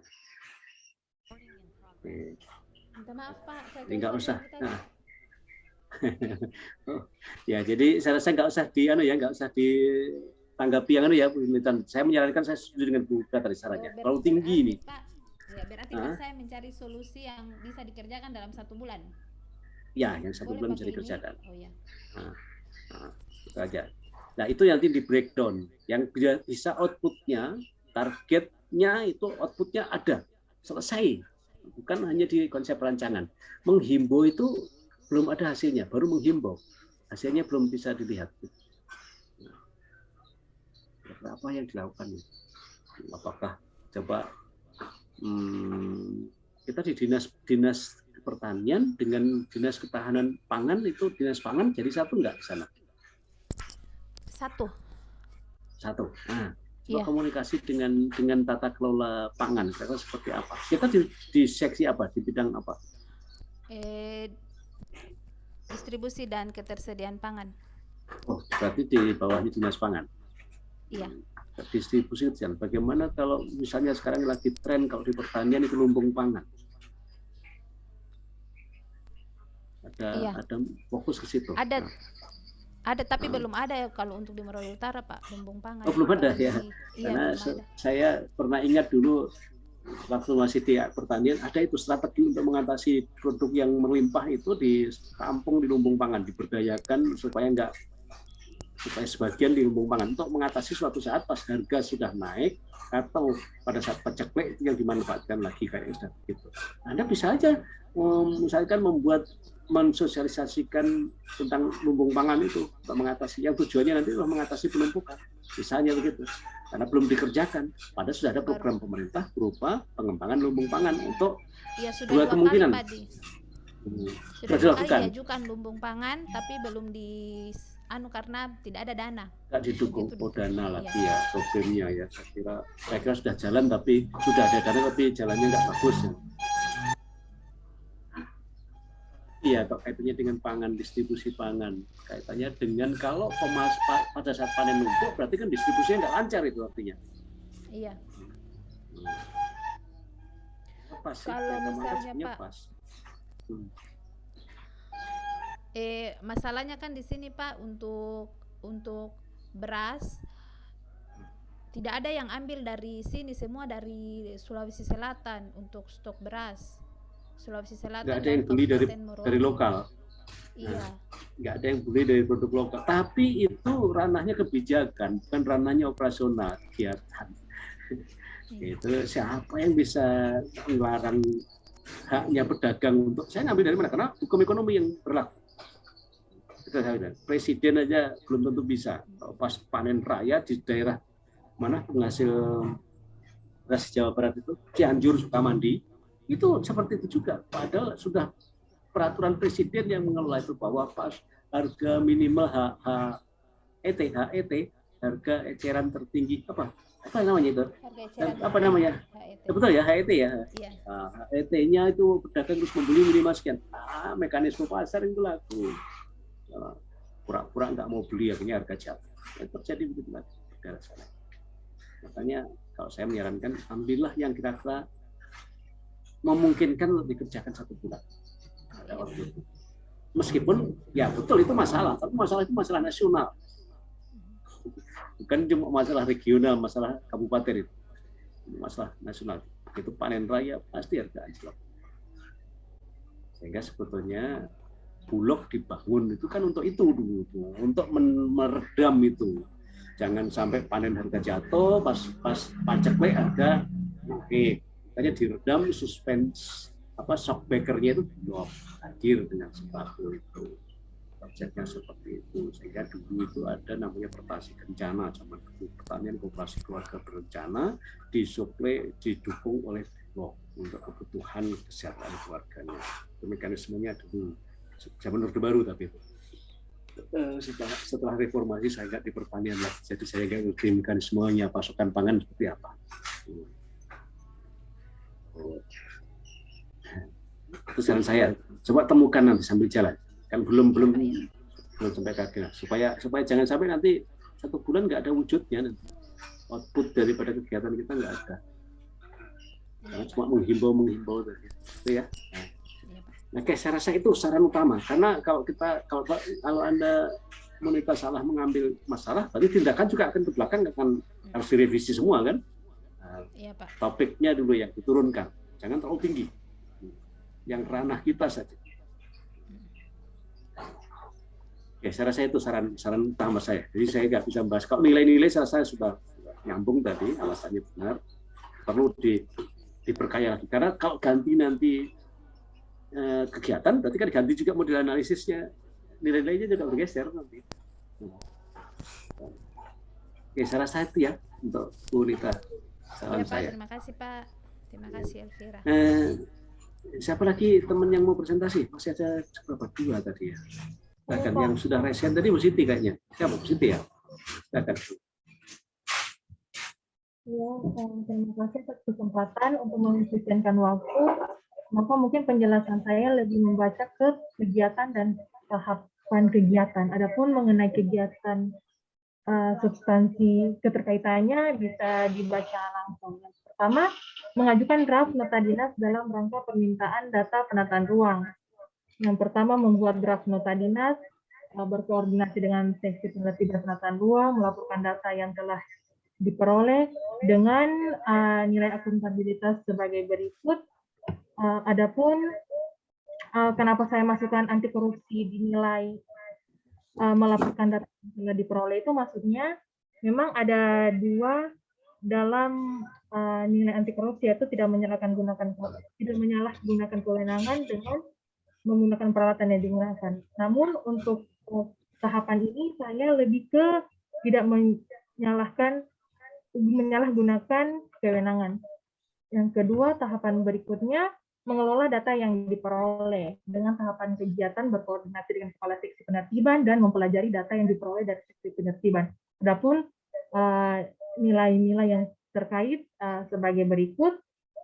Kemudian kegiatan yang ketiga, mengidentifikasi permasalahan dengan 3 tahapan kegiatan. Yang pertama, konsultasi dengan seksi penertiban, membantu merumuskan permasalahan, dan mencatat hasil rumusan masalah.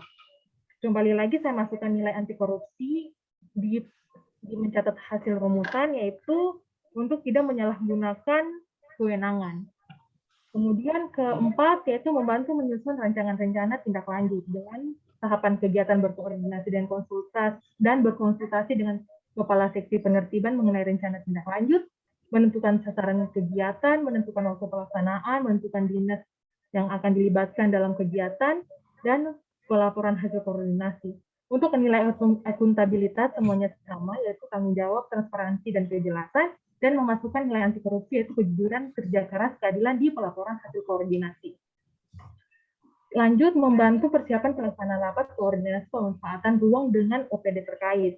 Dengan tahapan kegiatan, konsultasi dengan kepala seksi penertiban, konsultasi dengan kepala bidang, membantu dalam pembuatan undangan rapat koordinasi, membantu mendistribusi undangan rapat koordinasi dengan nilai akuntabilitas serta memasukkan nilai nasionalisme sila keempat dan memasukkan efektif efisien di komitmen mutu. Kemudian yang berikut tahapan ke-6 membantu pelaksanaan rapat koordinasi dengan membantu persiapan sarana dan prasarana rapat dan membantu menyusun laporan dan dokumentasi hasil dari pelaksanaan kegiatan. Laporan dan dokumentasi hasil dari pelaksanaan rapat koordinasi. Kemudian tahapan berikutnya membantu memonitoring dan mengevaluasi hasil kesepakatan rapat koordinasi dengan 4 kegiatan, yaitu koordinasi dengan Kepala Seksi Penertiban, membantu melakukan monitoring kesepakatan hasil rapat koordinasi, membantu mengevaluasi hasil kegiatan. Ini saya masukkan di dalam etika, yaitu menjalankan tugas secara profesional dan tidak berpihak, membuat keputusan berdasarkan prinsip keahlian, dan mempertanggungjawabkan tindakannya dan kinerjanya kepada publik. Yang keempat, laporan Kepala Bidang Penataan Ruang untuk menjadi bahan pertimbangan penyusunan rencana kerja selanjutnya. Dan yang terakhir, kegiatannya itu membantu dalam penyediaan media pengaduan masyarakat mengenai masalah penataan ruang dengan mengkoordinasi dengan Kepala Seksi Penertiban, konsultasi dengan Kepala Dinas, koordinasi dengan subbagian program, membantu menyusun rencana pengaduan masyarakat mengenai pemanfaatan ruang melalui kotak pengaduan yang disimpan di kantor maupun form pengaduan yang bisa diakses melalui form Google, dan membuat akun Instagram dan Facebook Dinas PUPR PD KPD. Dengan memasukkan kembali lagi nilai anti korupsi dengan tidak menyalahgunakan kewenangan yang berupa data dan memasukkan nilai kejujuran, kejahteraan. Sekian dan terima kasih. Silakan, ada yang beri masukan? Ahmad mau presentasi yang terakhir ya, kayaknya belum ada ya. Silakan, ada masukan? Kalau saya secara umum ini, Bu Siti, ya Bu, kegiatannya jadi banyak, tapi sebetulnya itu tidak banyak. Karena ada yang beberapa bisa digabung-gabung sebetulnya. Tahapan konsultasi banyak sekali tadi, kemudian ada beberapa yang di atas itu bisa digabung jadi satu. Jadi bisa dipendekkan. Kalau saya menyarankan itu kegiatan kita itu ada 4 atau 5 ya, 3, 4, 5 lah itu. Karena waktu kita 1 bulan. Dan ini sebetulnya bisa koordinasi dengan subbagian pangan, konsultasi dengan ini kan bisa aja digabung jadi satu. Contoh yang terakhir loh, contoh yang 8 tadi. Tahapan-tahapan itu kan koordinasi ini kan bisa aja digabung, konsultasi semua. Ini koordinasi dengan seksi, koordinasi dengan kepala dinas, koordinasi. Nah, ini bisa saja kan bisa konsultasi kepada atasan gitu aja, jadikan satu saja. Ya, jadi nggak banyak jadinya. Karena ini kan bisa dikerjakan bahkan dalam waktu singkat kan bisa. Habis ketemu kepala dinas, ketemu kepala seksi, proses ini ketemu kepala bagian bagian program, kan bisa dalam waktu singkat-singkat semua. Jadi jangan terlalu kecil, memecahnya jangan terlalu kecil. Begitu juga di kegiatan nanti. Ada beberapa yang saya lihat bisa digabung tadi kegiatannya. Ini kalau kegiatan. Tapi tolong saran di kegiatan jangan dijadikan acuan yang baku, karena nanti untuk kegiatan akan dibahas yang bertanggung jawab agenda 4 kegiatan. Tapi sebaiknya dari awal sekarang direncanakan dengan baik supaya nggak terlalu banyak perubahannya di agenda 4 nanti. Nah, fokusnya saya ke keterkaitan dengan mata pelatihan di agenda 2 tadi. Oke. Ada saran-saran dari teman yang lain nggak tentang kegiatan, mungkin nggak usah dibahas supaya cukup waktunya, tentang keterkaitan dengan mata pelatihan di agenda 2, ada nggak yang memberi saran?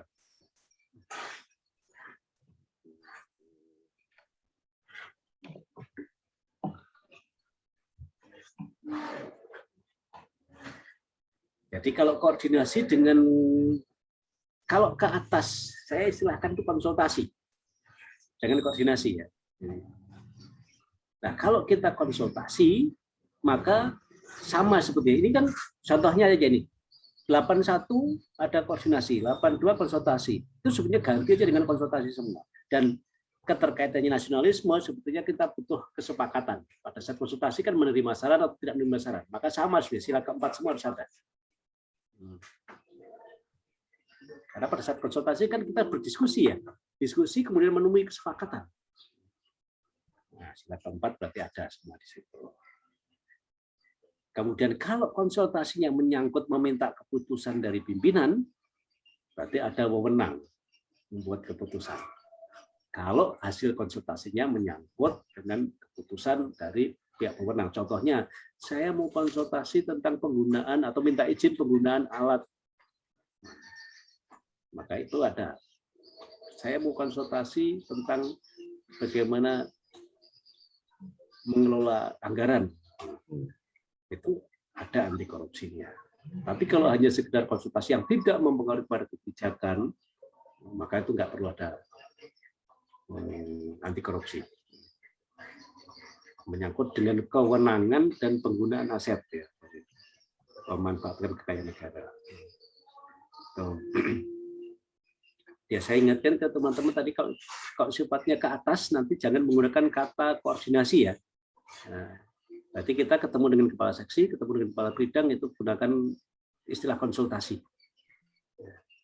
Kalau koordinasi itu yang selevel. Misalnya Anda ahli di teknik, kemudian akan konsultasi dengan teman lain yang ahlinya di aplikasi misalnya. Tapi sesama staf itu bisa koordinasi. Itu kira-kira ya, Bu Siti, saran saya. Oke, kalau nilai-nilai saya rasa sudah banyak dibahas, mudah-mudahan semakin paham. Tadi saya cuma menyarankan ini, kalau konsultasi maka sila keempat harus ada. Karena ada musyawarah mufakat, ada kesepakatannya. Musyawaratan. Oke, ada yang lain lagi mau memberi masukan? Cukup, kalau jangan sampai nanti Pak satu lagi nggak punya, ada masih satu kalau nggak salah Pak sama tadi. Iya Pak, masih satu. Ya, Pak Ahmad ya, Pak Ahmad kalau salah tadi. Ya, Pak Ahmad, silakan Anda share screen dulu supaya kita punya hak yang sama semua. Hanya risikonya Pak Ahmad ngupload di belakang, berarti saya beri kesempatan belakang.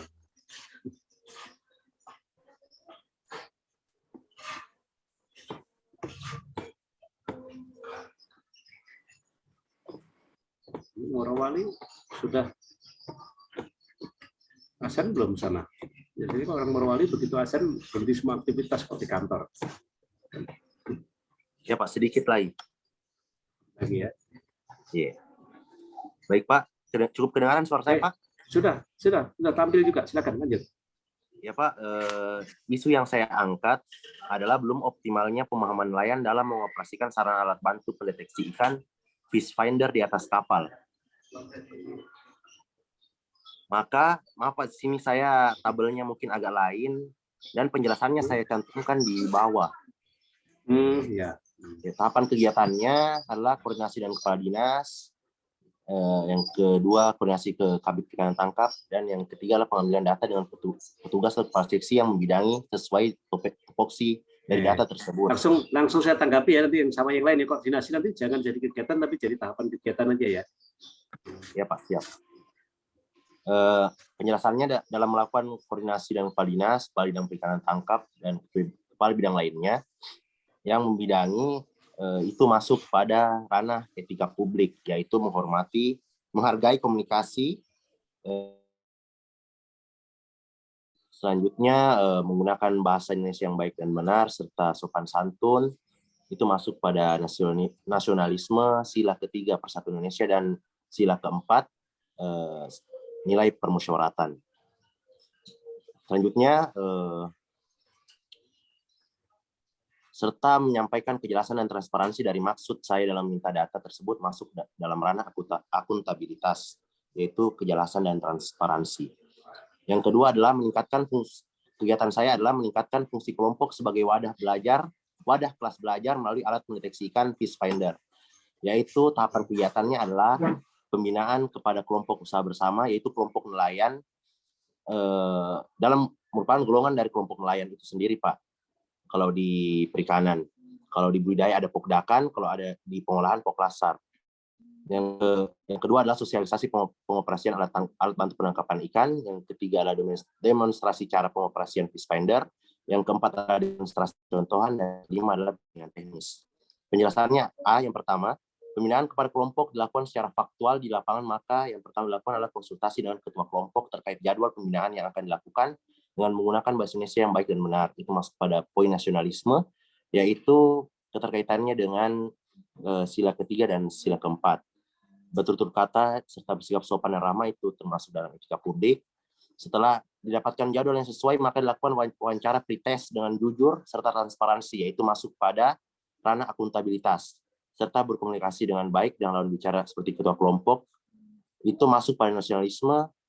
Yang kedua, sosialisasi pengoperasian fish finder dimulai dengan melakukan pengenalan komponen utama kepada anggota kelompok dari fish finder itu sendiri secara transparan dan akurat melalui materi dan jurnal-jurnal yang menjadi referensi pada pemaparan yang akan dilakukan nanti.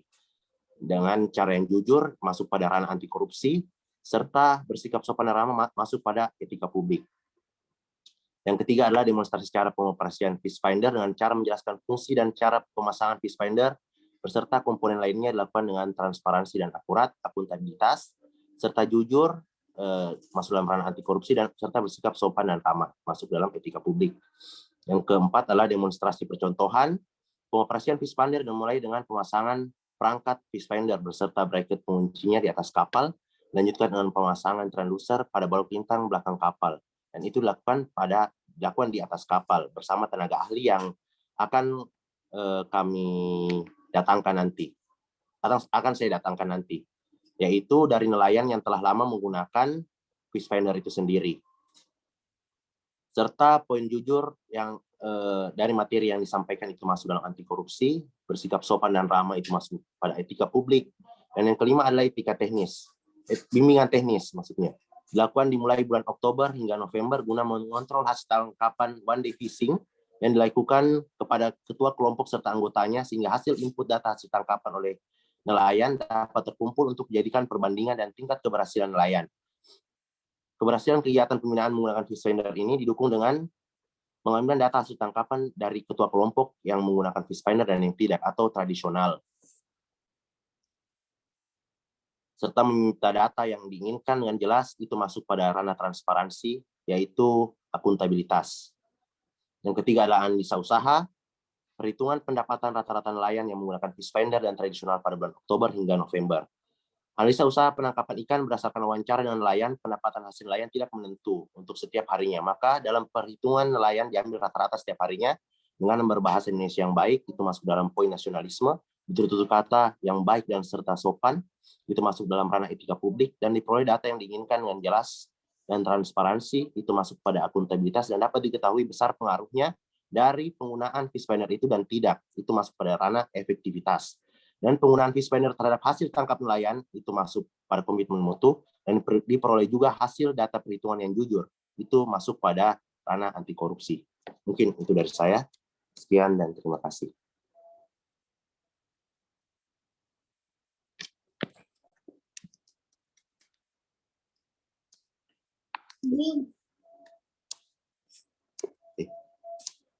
Silakan sore sekali.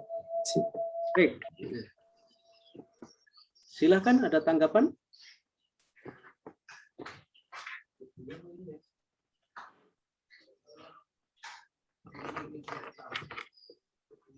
Gimana? Nah, saya menyarankan nanti Pak, dengar nggak suara saya? Iya Pak, dengar Pak. Menyarankan saran saya nanti formnya ini sudah nggak terlalu, sebetulnya prinsipnya sama sih, cuma beda form. Tapi bukan berarti form saya yang benar ya. Nanti ikuti pada saat pengampu berikutnya meminta form seperti apa, tinggal ini Bapak masukkan nanti di form yang seperti yang diminta oleh pengampu berikutnya Pak. Nah, tapi saya sih nggak masalah sebetulnya. Karena yang prinsip kalau saya itu yang diinginkan keterkaitannya ada. Hanya kalau orang membaca, kalau saya yang membaca agak kurang praktis gitu Kak. Agak ribet ya Pak. Siap. Iya, agak kurang praktis. Kan nanti. Ya, tapi nggak usah di sini, nanti di berikutnya. Perubahannya ngikuti materi berikutnya seperti apa bentuk formnya. Nah, karena keterkaitannya sudah ada, sasaran kita kan itu sebetulnya. Tapi secara umum ya hampir sama dengan saya sudah baca di Colabjar, saya bisa buka ini. Signal cahaya berarti dari tadi bermasalah. Saya nggak bisa buka terus, pas gilirannya Pak Ahmad malah longgar yang bisa buka saya. Ini oke, substansinya ada semua.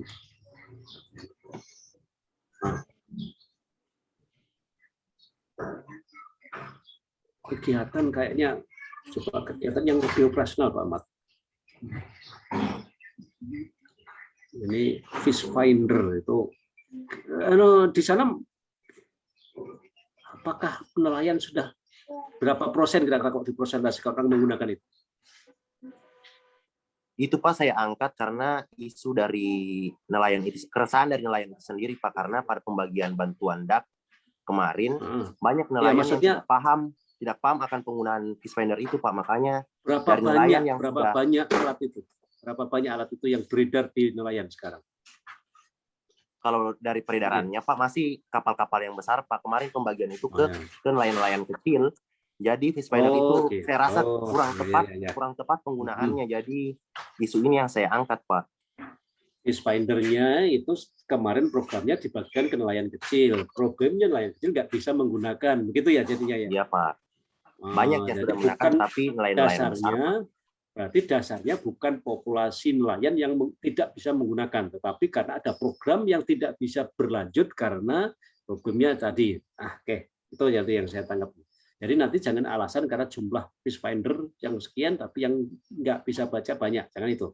Tapi ada program pemerintah tentang pembagian Fish Finder yang tidak ditindaklanjuti dengan skill kemampuan nelayan yang menerima bantuan. Jadi latar belakangnya itu nanti. Karena saya dengar tadi penjelasannya tidak ke situ. Saya yang kurang paham mungkin. Nah sambil saya cerita ada tukang tanya tadi, saya sambil mendengarkan dua telinga tadi saya pakai kedua arah, jadi agak. Latar belakangnya berarti adanya bantuan pemerintah berupa Fish Finder yang diberikan kepada nelayan, tapi nelayan tidak bisa menggunakannya dengan baik. Maka solusinya Anda harus memberikan edukasi bagaimana supaya nelayan bisa menggunakan dengan baik. Itu latar belakangnya, mengangkat masalah ini. Jadi mekanismenya melalui pendekatan kelompok nanti. Ya Pak. Cukup. Sebenarnya kalau saya pribadi menilai gambaran umumnya sangat applicable. Applicable apa ya? Sangat mungkin untuk bisa diterapkan dalam waktu 1 bulan. Karena sasarannya berarti kan tidak semua nelayan kan, berarti objeknya nanti Pak Ahmad hanya nelayan yang dapat bantuan saja. Ya betul Pak. Itu loh jelas, sasarannya itu jelas. Anda tidak mencari sasarannya siapa, enggak. Itu tinggal baca data yang sudah pernah dapat ini, dilihat ke sana kemampuannya sudah bisa atau belum, dan kerjakan. Maka langkah pertamanya ya tadi mendata, kemudian mengidentifikasi skillnya, kemudian melakukan edukasi penggunaannya. Jelas sekali ukurannya nanti. Nah, tinggal kalau ada yang kurang sempurna di langkah kegiatan, pikirkan kembali sehingga pada saat masuk agenda 4 sudah sip langkah kerjanya. Ya, karena saya dulu kan pertanian perikanan itu gabung jadi satu zaman saya. Pisah itu kan udah tahun berapa itu reformasi kalau nggak salah pisahnya perikanan dengan pertanian itu. Jadi saya jadi penyuluh pertanian itu tanya tentang rumpon juga dulu itu. Saya sempat pelatihan rumpon dulu pernah di tahun 93 kalau nggak salah 92 93 itu. Jadi saya orang pertanian ikut pelatihan rumpon di laut. Ya. Gitu. Fish Finder itu saya kenal tapi bukan untuk nelayan, untuk mancing hobi saya aja. Dulu saya pakai yang ngajarkan saya malah bukan orang perikanan tapi orang berhubungan laut yang punya hobi sama. Fish Finder itu kan Pak untuk mengetahui gerombolan ikan di bawah laut. Gerombolan ikan. Nah, yang memperkenalkan saya itu bukan orang perikanan, yang pertama kali memperkenalkan saya itu karena sesama hobi mancing di laut dengan kepala bidang perhubungan laut di provinsi. Nah, ternyata meskipun ikan banyak di laut, di bawah itu banyak ikan, tidak semuanya juga bisa dipancingi dan bisa makan karena dilihat lagi suhunya apa semua. Kalau nggak salah dulu itu saya diajarin begitu itu kalau mancing. Nah, ini cerita hobi ini. Karena saya itu tukang keluyuran yang atau orang lain bilang ini sia-sia saya kerja itu. Mahasiswa tukang menjelajah hutan daki gunung, kemudian nggak kuat fisiknya daki gunung, sempat jadi pemancing ikan di laut, hobinya. Tsunami 2019, semua alat pancing saya istirahat, tidak terpakai semua sekarang karena takut lihat laut yang gelombangnya tinggi gara-gara ada tsunami 2018. Sekarang nganggur semua itu pancing saya, mancing laut. Pindah ke darat sekarang mancingnya, tapi nggak ada waktu karena duduk lama sudah capek pinggangnya. Sudah lewat semua. Oke, saran saya itu tadi Pak Ahmad ya, nanti supaya dipertegas target sasarannya. Ya Pak, siap. Nilai-nilai, teman-teman ada yang menambahkan tentang nilai enggak? Supaya jangan fokus ke kegiatan-kegiatan, saya aja memberi masukan, karena bukan target utama saya kegiatan itu. Dengan nilai dasar yang jadi target saya. Saya rasa tadi ke koordinasi nanti geser ke tahapan kegiatan aja Pak Ahmad ya. Koordinasi. Jangan kegiatan ya, ke tahapan kegiatan. Di nomor 1 di atas tadi masih ada. Oke, sebelum kita tutup, ini waktu kita pas untuk presentasi, tapi sebetulnya saya masih minta waktu kalau 10 menit lagi. Ada yang perlu kita, pas-pas ya, waktunya tinggal 9 menit. Sebelum habis waktu, ada yang pengen diulangi lagi secara umum enggak?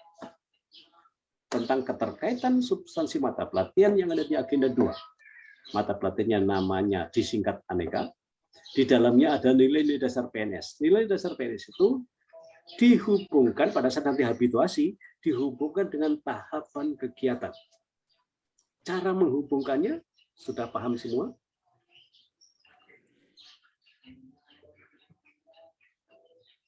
Ada yang bingung? Nggak ada kan? Jadi tahapannya tadi bagaimana langkah kerjanya supaya gampang. Anda menemukan tahapannya, kemudian hubungkan dengan mata pelatihan dulu, karena di situ bukan ke nilai. Jadi ke mata pelatihan dulu, substansi mata pelatihan. Maka nomor 1 hubungkan ke mata pelatihan. Kata kuncinya, kalau akuntabilitas adalah menghindari supaya jangan ada orang komplain. Saya ulangi lagi, kemudian nasionalisme, bagaimana supaya negara ini tetap eksis, dibuktikan dengan tata kelola pemerintahan yang bagus, sehingga prinsip-prinsip pengelolaan pemerintahan juga harus diterapkan dengan benar. Kemudian etika publik supaya ketemu dengan orang lain menjadi nyaman. Komitmen mutu, bagaimana kita supaya menghasilkan produk yang terbaik, berjanji untuk menghasilkan produk yang terbaik, produk itu bisa barang bisa jasa, kemudian anti korupsi, tujuannya supaya kita terhindar dari perilaku yang korup. Korup itu ada 2 ranah, merugikan negara dalam artian aset atau menyalahgunakan wewenang dalam kita menjalankan urusan negara. Itu dulu dihubungkan. Kalau sudah dihubungkan, terkait dengan mata pelatihan A, akuntabilitas. Baru dicari nilai yang paling cocok untuk mata pelatihan akuntabilitas itu apa. Jangan dibalik. Kalau dibalik kita nilai dulu baru mata pelatihan, biasanya rancu.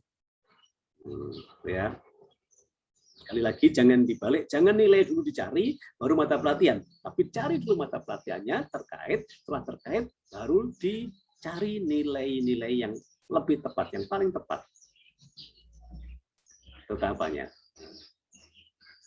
Oke, itu saya rasa yang saya berikan tips untuk kita semua. Bagaimana nanti pada saat masuk ke agenda 4, membuat rancangan aktualisasi, analisis keterkaitan substansi mata pelatihan agenda 2 dengan tahapan kegiatan bisa lebih tepat. Jangan paksakan harus ada, kalau ternyata susah dijelaskan. Jangan paksakan, Ustaz. Tapi jangan juga tidak terus kalau ternyata ada. Karena dianggap nanti kalau harusnya ada tapi Anda tidak menghubungkannya, maka dianggap oleh penguji nanti Anda tidak kuasai substansi. Sama dengan kalau Anda nulis tapi ternyata nggak bisa menjelaskan, juga dianggap tidak menguasai substansi. Cuma kadang-kadang ada yang lebih gagah kalau lebih banyak ditulis, tapi nggak nyambung. Lebih gagah karena siapa tahu pengujinya nggak paham tentang, atau bukan nggak paham, nggak fokus kepada, karena penguji itu biasanya juga ada titik fokusnya kemana, seleranya. Saya ibaratkan begini kalau menganalogkan penguji itu. Semua orang itu suka makan ikan bakar, Ya, ikan bakarnya itu besarnya. Tetapi selera spesifik ikan bakar itu ada yang pedas, ada yang manis, ada yang pedas sekali. Nah, itu ada fokusnya berarti kemana? Ikan bakarnya ya, tapi kok fokus ke pedasnya. Ada yang suka bagian kepalanya, ada yang suka bagian tengahnya, ada yang suka bagian ekor. Nah, ibaratnya begitu bunga-bunganya. Jadi fokusnya nanti ikan bakar ya, tapi saya suka yang pedas bagian kepala, yang begitu. Dengan asik mau robek-robek kepala itu. Nah, gitu juga nanti penguji.